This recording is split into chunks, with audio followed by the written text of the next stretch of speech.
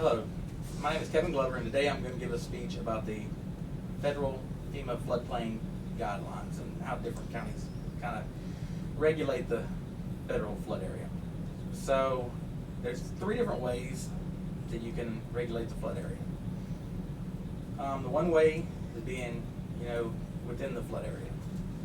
The other way is being out of the flood area, and then there's site-specific ways that you can tell if somebody's in the flood area or not. Different people do things different ways. Some counties require you to come and pull the permit. Only if you're in the flood area. That doesn't work so well. Other counties require everybody to pull a permit so they can determine in three categories. So the first category that we should be talking about is if you're outside the floodplain, I guess. Because if you're outside the floodplain, then really what needs to happen is basically you just come and pull your permit based on your dimensions, or them showing floodplain doesn't cross your property. Then you should be good, because there shouldn't be any floodplain on that property.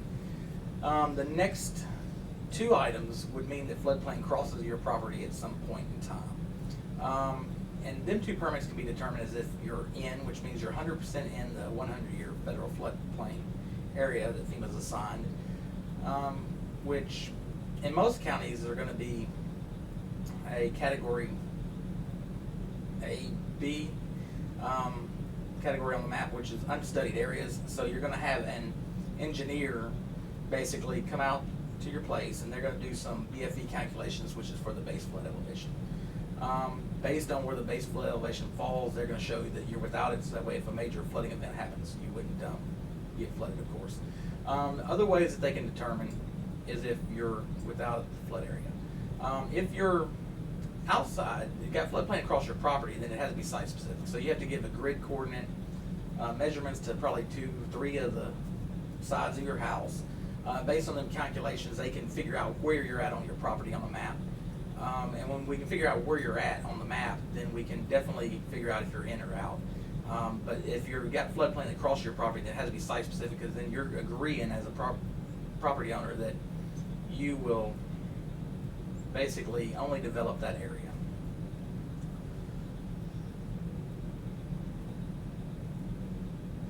If at any point in time, that you feel that you're outside the floodplain area and you feel the map is wrong, there are ways that you can petition FEMA for corrections of the maps. Then things are called LOMAs. They're called letter of map amendments. A lot of times nowadays they're filed electronically, but a land surveyor would just go out to your property, he'd take some surveys, and he'd fill out a piece of paper to the federal government that basically they would compare against data that they have, and if they agree with your data, then they would say that you're outside the floodplain area.